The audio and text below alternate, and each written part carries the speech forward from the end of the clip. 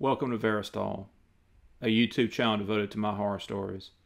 I'm Brendan Faircloth, and if you enjoy the stories that you're about to hear, please like, share, and subscribe. Before we begin, I'd like to thank everybody for listening, and also apologize for the lag time between this video and the last one, which came out around Christmas. There's a variety of reasons for the delays, one of the biggest ones being that I was sick for a period of time and didn't have the voice to try to make recordings. But I'm back now, and my plan is going forward to be a lot more regular with these recordings. I'd also like to mention that my newest book, Don't Let It In, comes out on April 15th. It's a collection of 24 of my short stories, and it's currently available for pre-order on Amazon for Kindle, and around the time that it releases, it will also become available in paperback. You can click the link down in the description below to go straight to that book, or check out all of my other books too, which there are plenty of. Buying my books when you get the chance, and viewing and sharing this channel are two big ways to support me, and I appreciate that, as well as anybody who listens to or reads my stories in any form.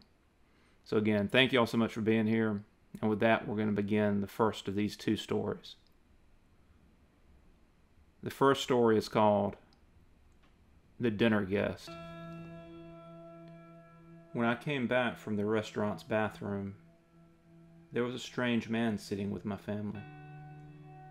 My first thought was that he was a waiter or even the manager. It seemed like a very nice restaurant. The bathroom had been large and beautiful, with dark marble floors, mirrors the length of the walls, and a small elderly man seated in the corner to offer towels and mints. And the area where we sat was... Wait, what did any of that matter? Who was this man sitting with my family? He wasn't dressed like he was part of the wait staff. They all wore blue blazers, and he was wearing a dark gray suit, so either a manager or... His eyes lifted to mine at my approach, and I felt a dim twinge of something at his gaze. Fear? Recognition? Did I know this man? I didn't think so, but this was all so strange. Not just the man himself, but how everyone at the table was acting. Even before he'd noticed me, the man was just looking around silently, not talking to Cassie or the kids like I'd expect if he'd been invited, or invited himself to sit down with strangers. He wasn't paying them much attention at all, in fact. Cassie and our two little girls were all staring at him, though, not saying or doing much of anything, just staring as though they knew he didn't belong, but weren't quite sure what to do about it. Frowning, finished closing the distance to the table and looked down at him. "Can I help you, sir?" He just looked at me for a second as though weighing something, and when he finally did speak, I felt another wave of what I thought might be deja vu wash over me. "Do you know who I am?" I went to respond, but then I hesitated. Did I know him? Should I? Something pushed back against these thoughts as anger flared in my belly. No. I'm here trying to have a nice dinner with my family, and this intruder comes and starts freaking them out and asking me questions? Scowling down at him, I shook my head. "No, I don't. And I'd like to know what you're doing at our table." I saw what seemed like a pained look pass across his face briefly as he let out a sigh. Just sit down and I'll try to explain." When I didn't move, he gestured to the empty chair next to him. "Please." My stomach twisted in on itself as I looked around the room. There were another 8 or 10 tables full of customers all around, to say nothing of the waiters moving to and fro between them. No one seemed to notice the man at our table or be generally looking in our direction, so either he hadn't done anything too strange or bad before I came out, or he was supposed to be there. just like I was. And if there was some kind of trouble or problem, maybe I should hear him out. Swallowing, I sank into the empty chair. Nodding, he folded his hands in front of him and stared down at them. What do you think you're doing here? I raised an eyebrow. Well, I'm trying to have dinner with my wife and children. I glanced over at Connie and tried to give her a comforting smile.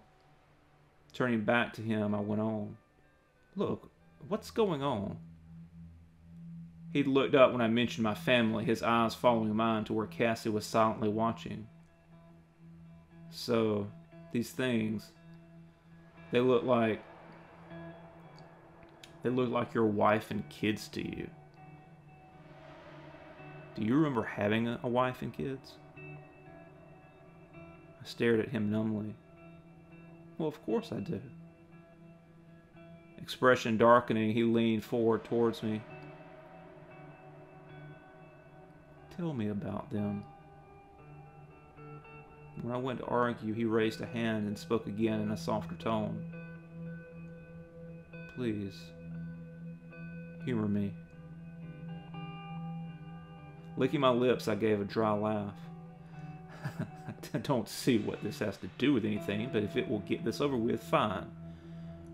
I gestured toward my youngest. This is Casey. She's 5 years old.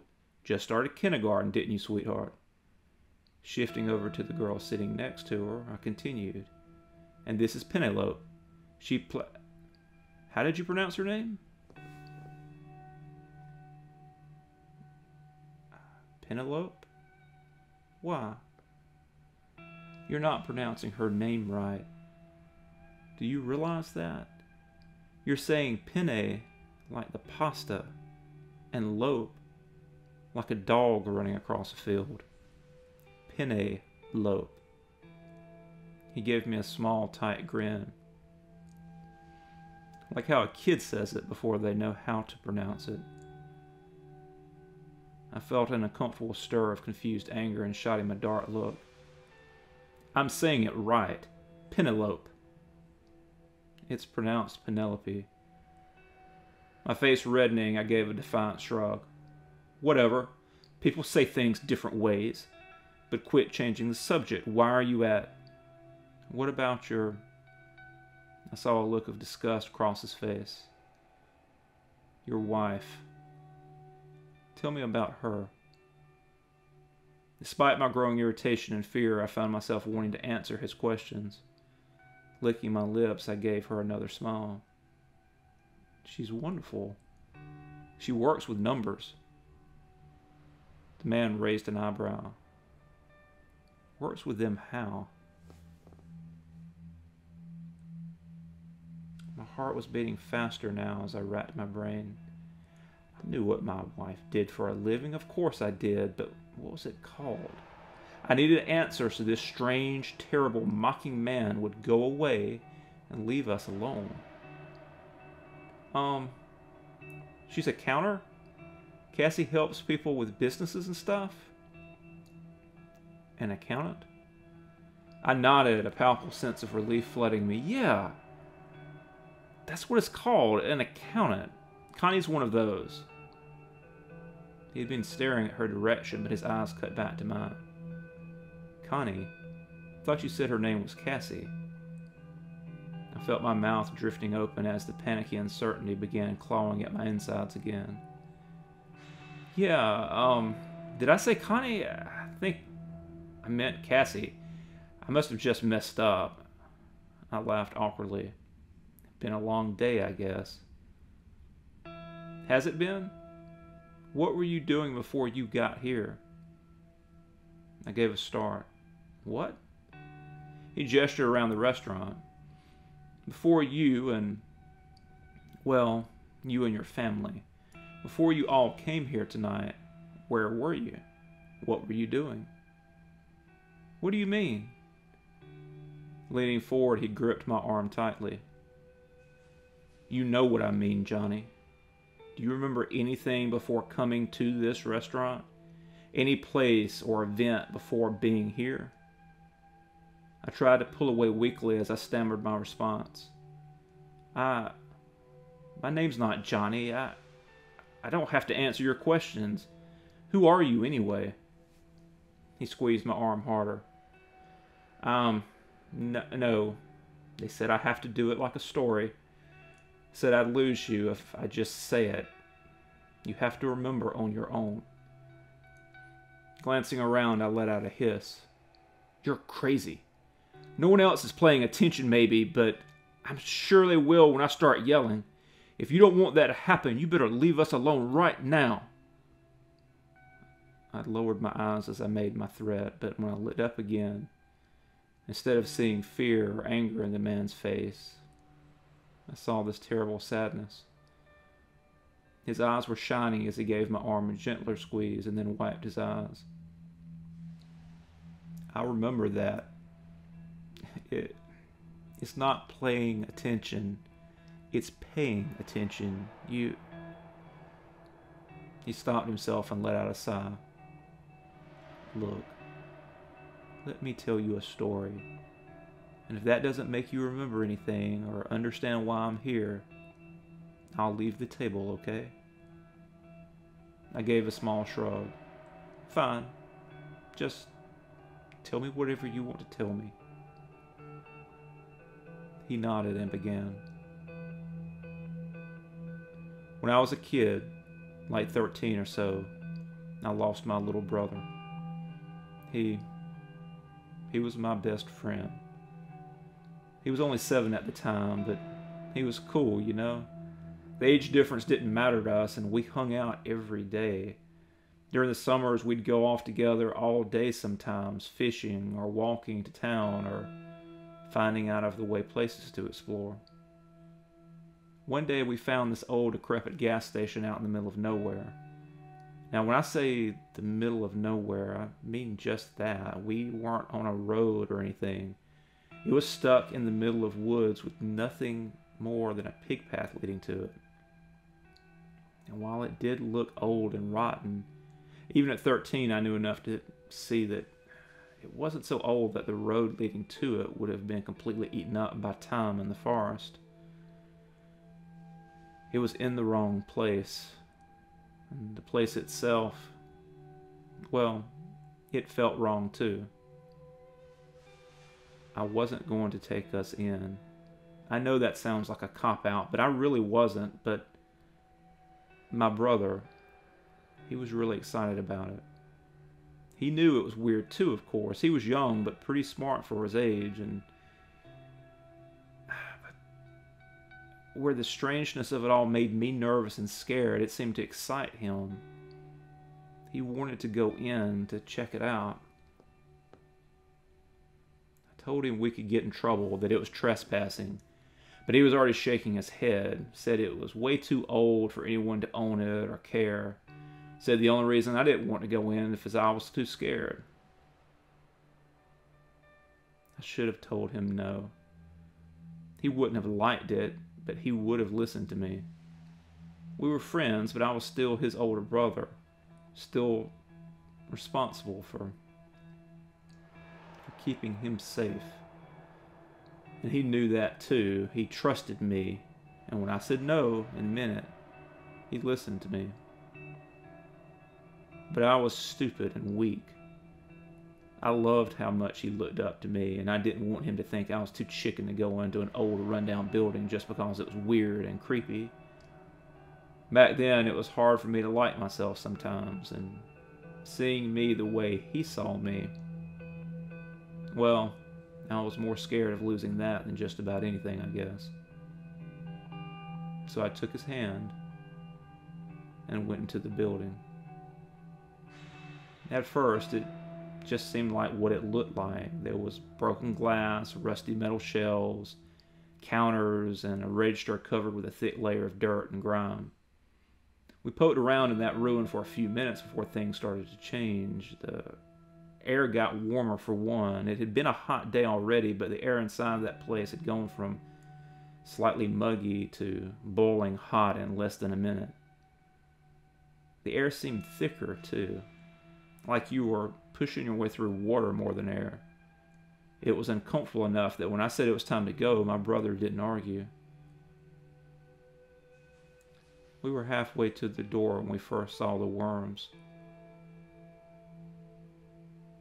They were all 3 or 4 feet long, fat and wriggling as they crawled out of the walls and the shadowy corners of the place.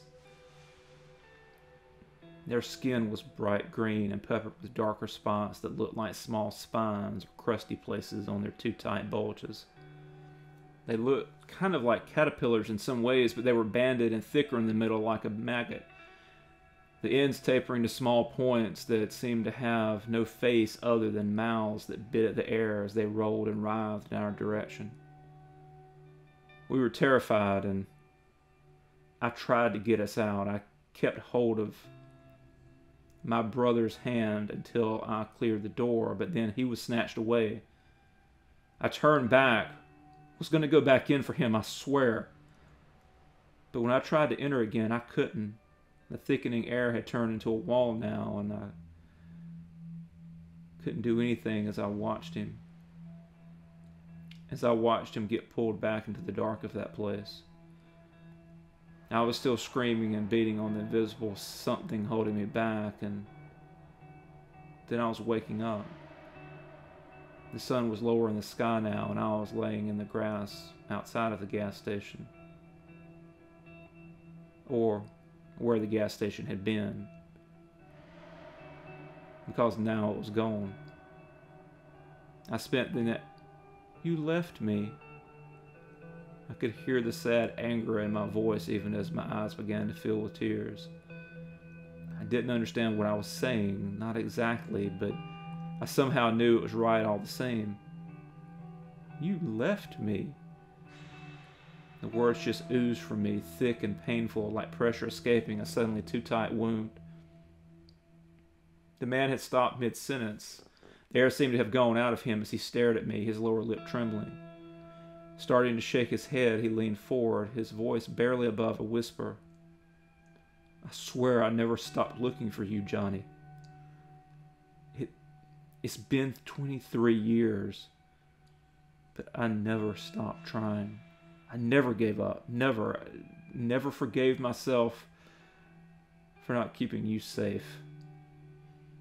He swallowed as he lowered his gaze. But I never got anywhere.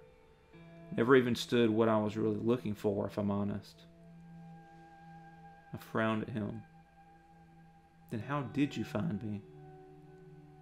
He shook his head again. In the end, I guess it was luck or fate, I don't know. I helped these people a few weeks ago. A man and his niece. I don't know what they are. But they know things, have access to things normal people don't. When I was done helping them, the niece told me to let them know if they could ever return the favor. Somehow I knew right away they could help me find you. It took them some time, but they found out enough to help me understand what I was looking for and how to find it. How to find you. I caught motion out of the corner of my eye and looked around the dining room. All the customers, including my family, were silently staring at us now. A shiver crawled up my spine as I looked back at the man. At my brother. Where are we? He had noticed the new attention we were getting, and his voice was tight with tension when he spoke again. There are stories of things, angels that came down to earth and bred with people. Created monsters that didn't belong in this world or any other. That's what they had read, but they didn't believe it. The uncle, my brother, Micah, he held at the back of his hand and pointed out a small bump under the skin. You see this? This is a BB you shot me with when you were like 6. It's always there, and over time it's moved around some. But it doesn't really belong there. He said this place, this thing we're in, It's like that. It moves around under the skin of the world, like a BB or a tumor. Sometimes it breaks the surface. I don't know why. Maybe just to trick someone inside. My mind was racing in a dozen different directions, but something else had begun to sink in. Did you say you've been looking for me for 23 years? Micah nodded at me sadly. Yeah. Yeah, I have. A dozen chairs scraped loudly around us. The others were all rising to their feet. Micah froze for a second and then began reaching into his suit jacket. His voice was tight but steady as he spoke in low tones. This thing is sick, I think. Maybe even dying. Otherwise, I don't know, I could have gotten back in once I found it. But that doesn't mean it's not dangerous. If anything, it will fight harder to keep you, maybe to keep both of us now. He pulled out a bundle of folded cloth and sat it on the table in front of us. He looked at the bundle and then back up at me. I don't know what's in here. They said I shouldn't see it until I was ready to use it. That if I knew anything about what was in there, that this place, this thing, might be able to see it in my mind and stop me. But I'm about to open it now. And when I do, I'll try to use it if I can. And if it works, you have to be ready to run. He licked his lips and gave me a smile. And you don't stop running until you're out and safe, okay? I wanted to ask more questions, but I knew there was no time. The others were just standing and watching, listening, but that could change at any moment. So I just nodded. Returning my nod, he reached for the bundle of cloth and began to open it. They won't attack if they can avoid it, because they want to maintain the dream. He glanced over at the people I still had trouble not seeing as my wife and children. Isn't that right, fuckers? But we have to be. He lifted the last layer and revealed a large needle filled with a dark brown liquid. Without hesitating, he picked it up and slammed it down onto the table, pushing the plunger in. Immediately, the things around us began to squill and shift as the room seemed to flicker and start melting around us. Grabbing my hand, Micah stood up and screamed for me to run.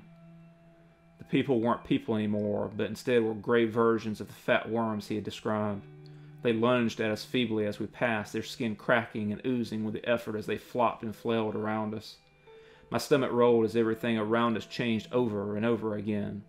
A restaurant, a house, a pink, fleshy cave, a gas station. The air was growing hot and thick, and I felt my hand grow slick in Micah's as my heart started to pound harder. It was going to keep me, keep us. I had to. When the cool air hit me, the shock took my breath away. I stumbled as I began to gasp, but Micah kept me on my feet, grabbing my elbow and pulling me forward. We're in the middle of an old, cracked asphalt parking lot, and 50 feet away was a pickup truck. Don't stop until we're in the truck.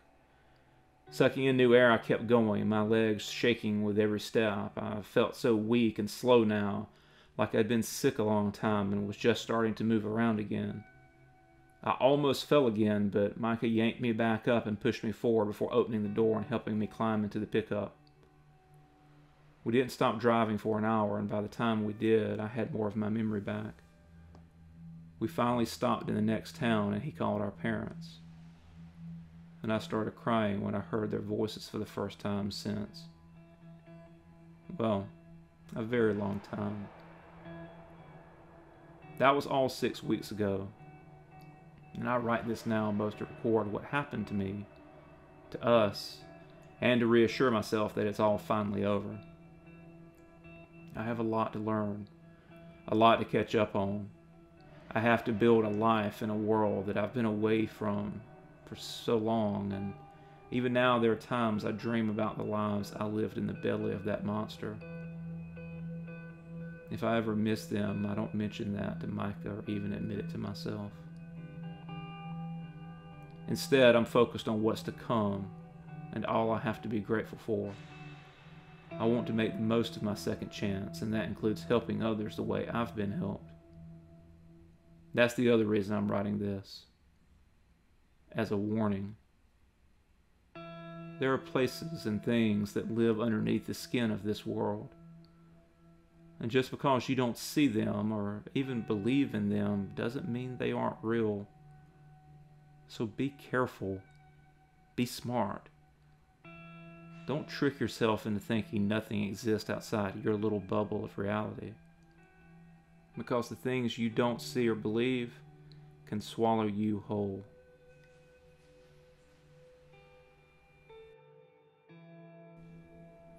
The next story is called, Do You Want to See How You're Going to Die?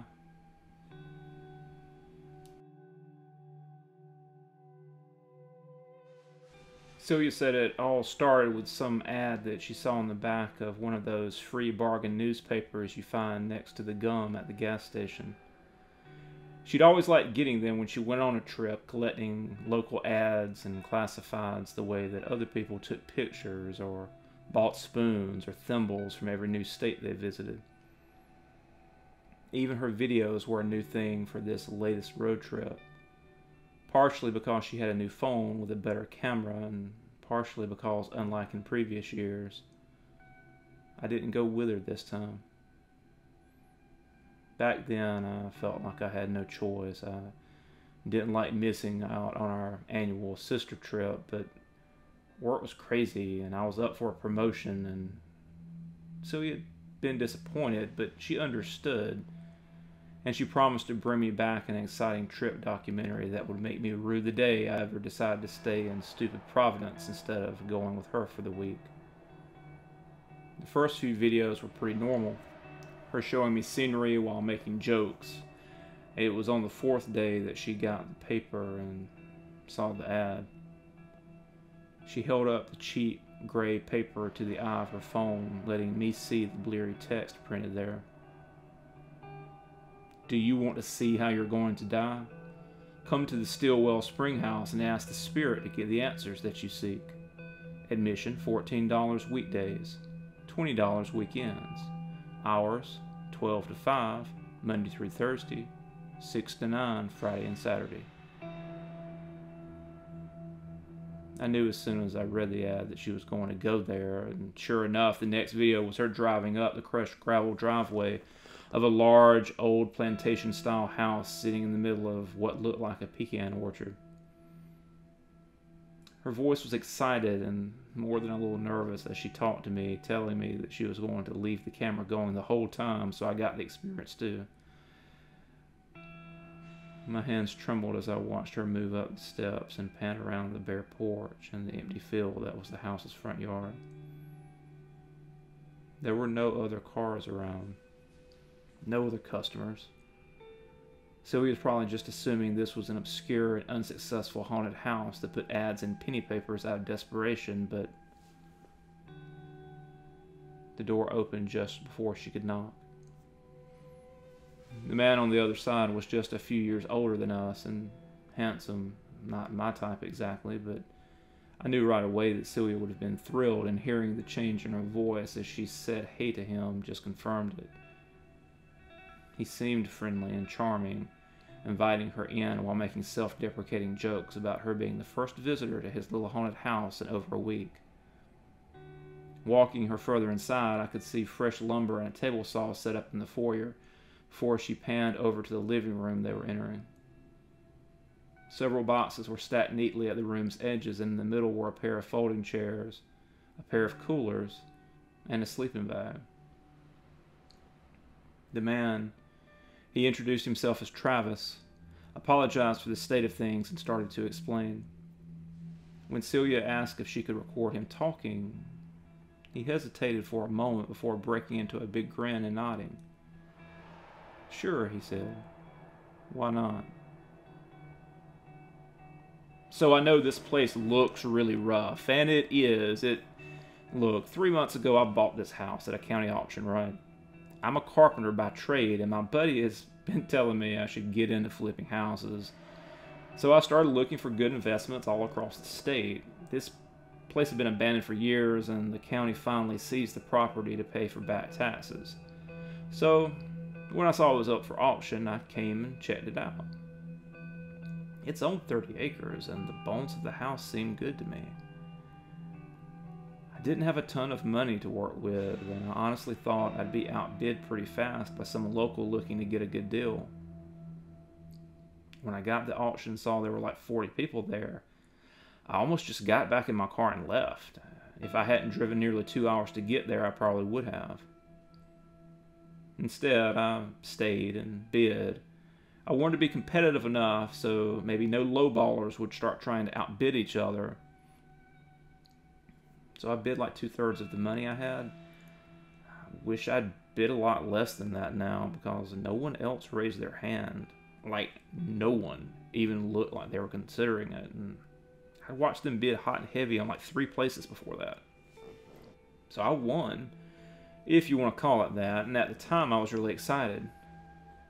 Don't misunderstand me, I still am. The house itself needs more plumbing and electrical work than I first realized, and even with me getting the place for a low bid, I'm still over budget.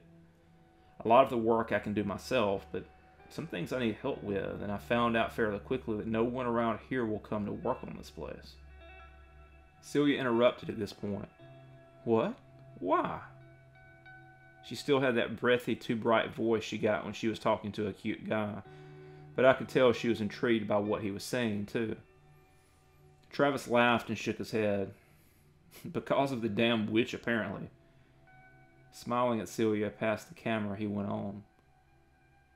So apparently there's some local legend that some family used to own this house, and they were all into black magic, like sacrificing animals and people to the devil or something. I don't know. Crazy shit.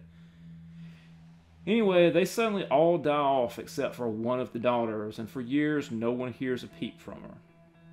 Rumor was she had poisoned the rest and just sat alone up here going crazy.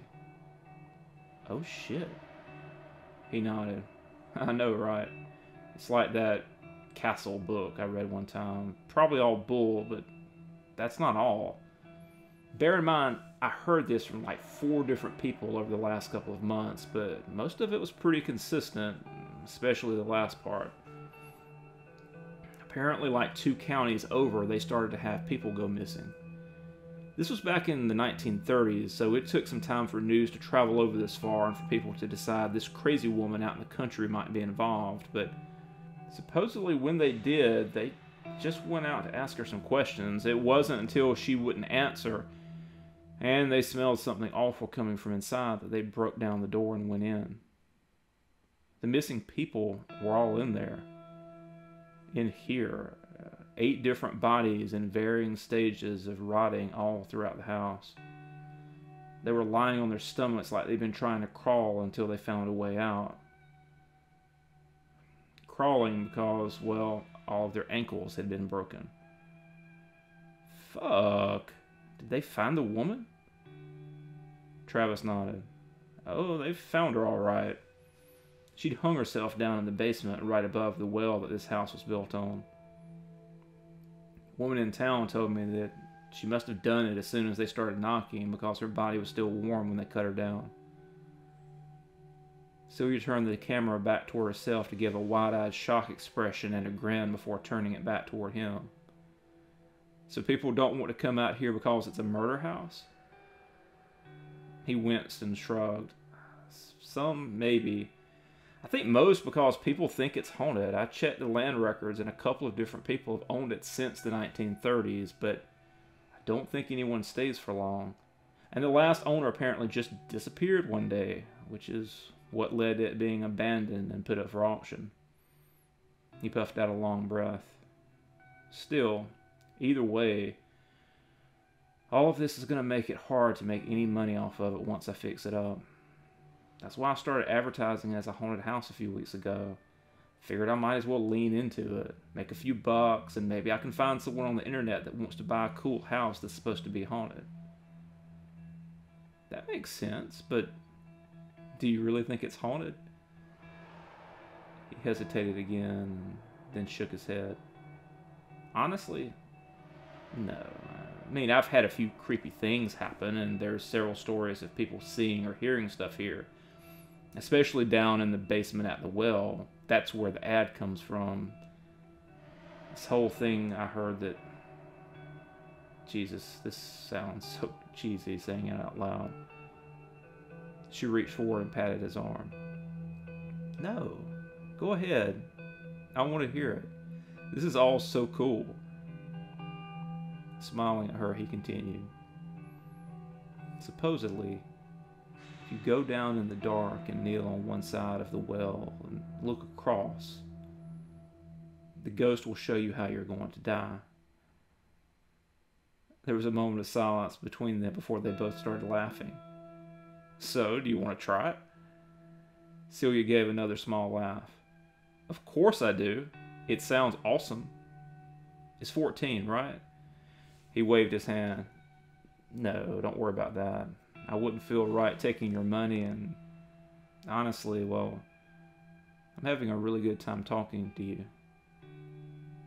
Yeah, me too.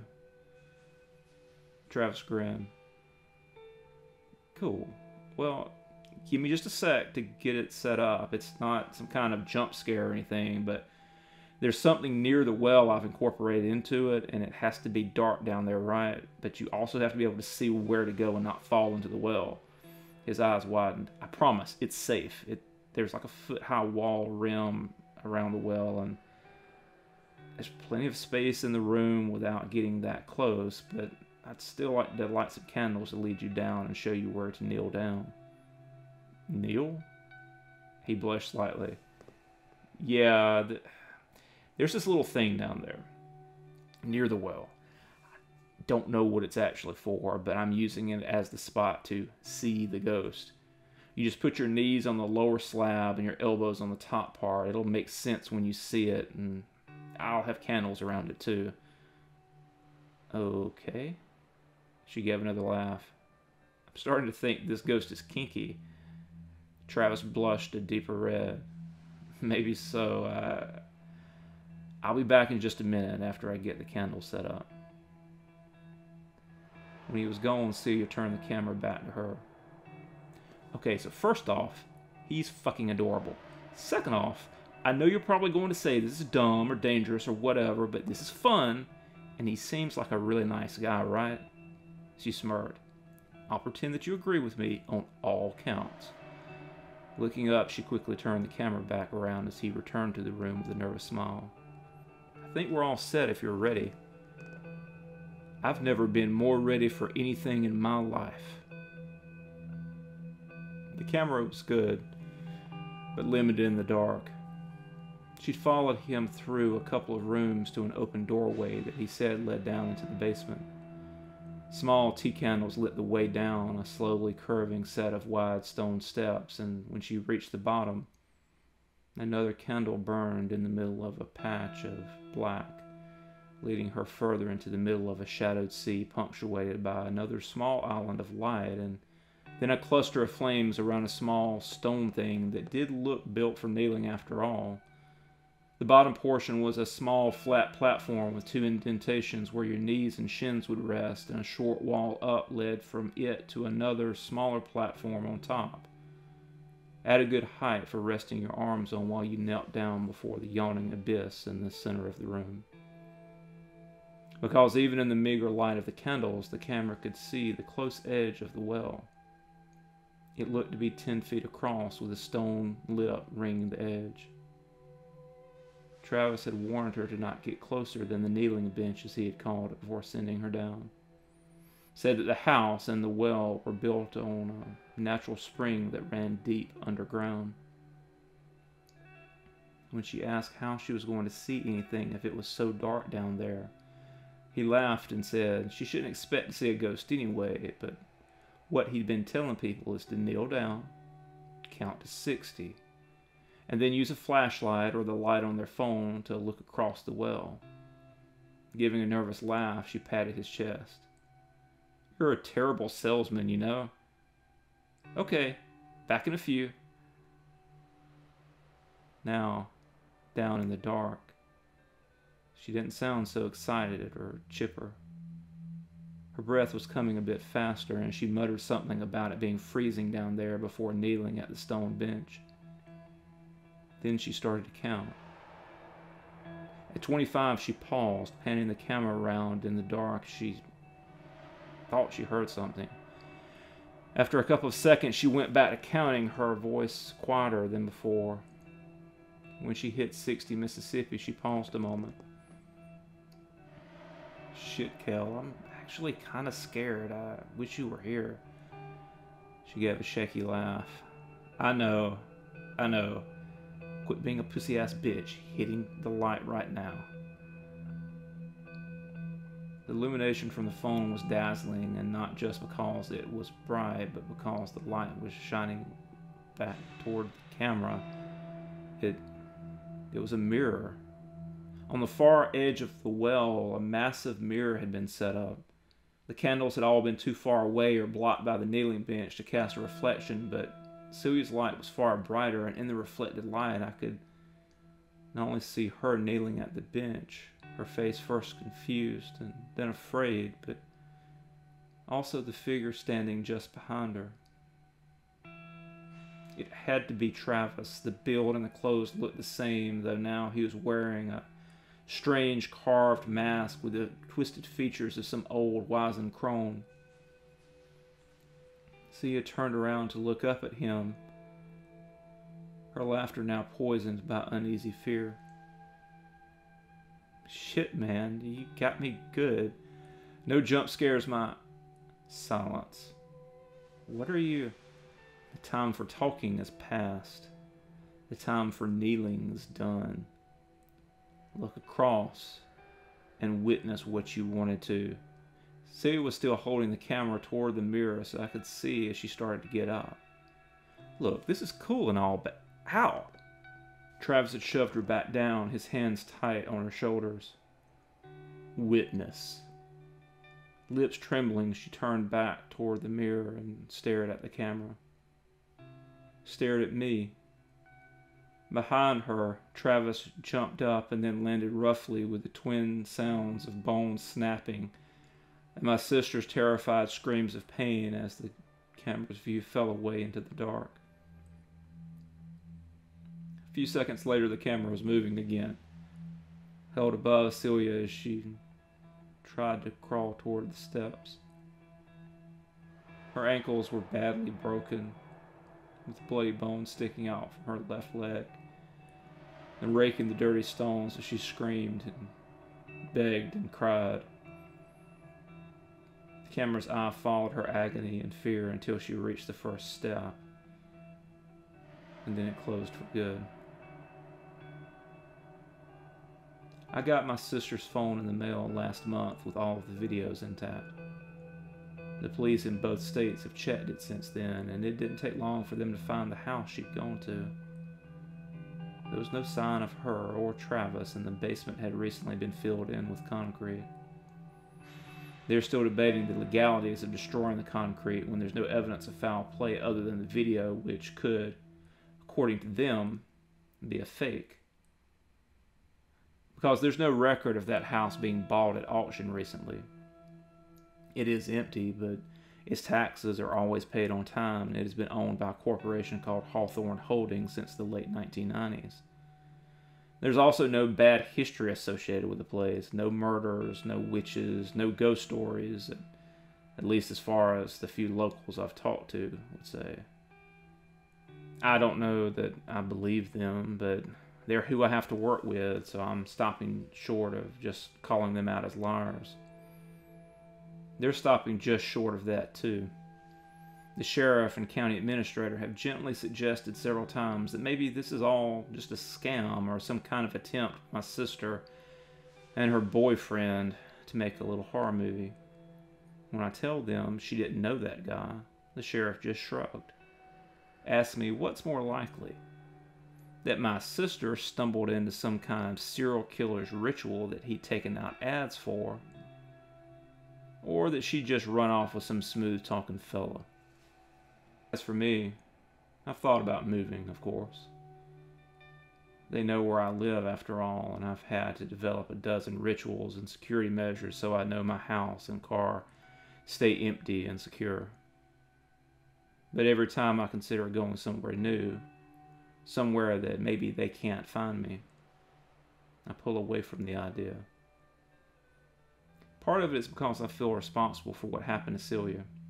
If I had been with her, I could have persuaded her from going to the house in the first place, much less going in alone with some stranger. So maybe I deserve whatever I get if some night they decide to pay me a visit. The other, more angry part of me wants them to come for different reasons. I have little hope of finding Celia alive at this point, but there's always a chance, and either way, the idea of finding or being found by the man that took her and showing him some of the things he doesn't want to see, well, it's very appealing.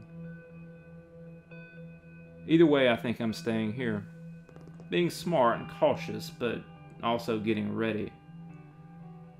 Because one day death may come to visit, and when it does, I might just open the door.